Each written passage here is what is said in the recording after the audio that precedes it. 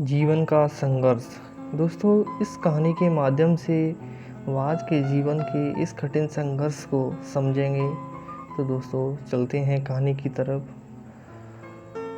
बाज पक्षी की शुरुआत बहुत ही मुश्किल से होती है।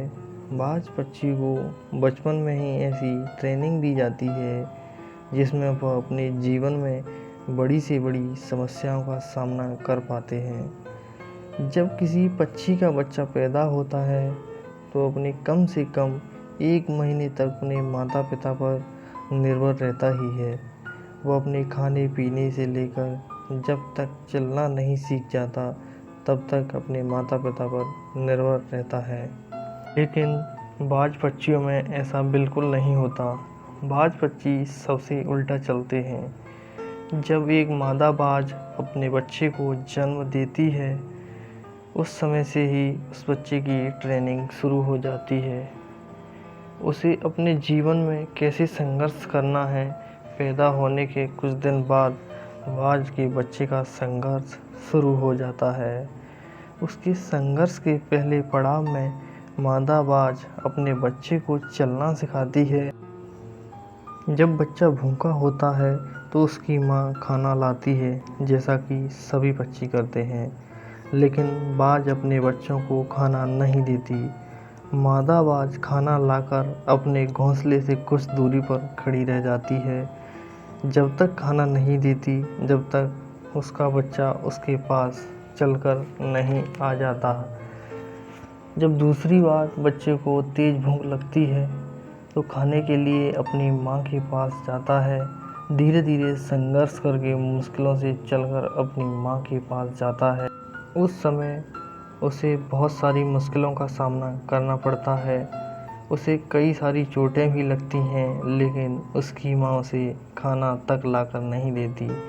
जब तक खुद उसके पास चलकर नहीं आ जाता, उसकी माँ कठोर दिल रखकर उसके आने का इंतज़ार करती है, उसे कोई मदद नहीं करती। जब बच्चा चलना सीख जाता है तो उसे दूसरा पड़ाव आता है। यह उसके लिए बहुत ही मुश्किल होता है। इसमें मादा बाज अपने बच्चे को पंजों में उड़ाकर उसे खुले आसमान में ले उड़ती है। अपने बच्चे को पंजों में दबाकर वह लगभग 14 से 15 किलोमीटर ऊपर ले जाती है और वह उसे वहाँ से छोड़ देती है।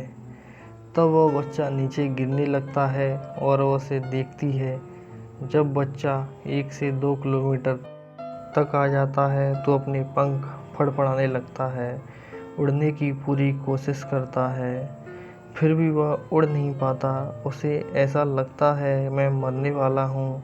तब तक मादा बाज उसे जल्दी आकाश में ही पंजों में पकड़ लेती है और उसे ज़मीन पर गिरा देती है। ऐसा उसकी माँ जब तक करती है तब तक वह पूरी तरह से उड़ना नहीं सीख जाता और मादा बाज का बच्चा बचपन के इस कठिन संघर्ष से बहुत कुछ सीख जाता है। इसी संघर्ष के कारण अपने से दुगने भार का भी आसानी से शिकार कर लेता है। उसे आसमान में भी ले उड़ता है। दोस्तों, बात की जाए इसके शिकार की तो हिरन के बच्चों को भी आसानी से शिकार बना लेता है। कभी कभार इंसानों के बच्चों पर भी अटैक कर देता है। मुझे ऐसा लगता है बाज के बच्चे को बचपन में ऐसी खतरनाक ट्रेनिंग न दी जाए तो शायद पक्षियों का राजा बाज नहीं होता। तो दोस्तों, बात आती है अब इंसानों पर। जब एक पक्षी को राजा बनने के लिए इतना संघर्ष करना पड़ रहा है, बल्कि आप तो इंसान हो, बिना संघर्ष के आप कैसे राजा बन सकते हो। दोस्तों, ज़िंदगी का दूसरा नाम ही संघर्ष है। यदि अपने जीवन में कुछ हासिल करना है तो संघर्ष तो करना ही पड़ेगा।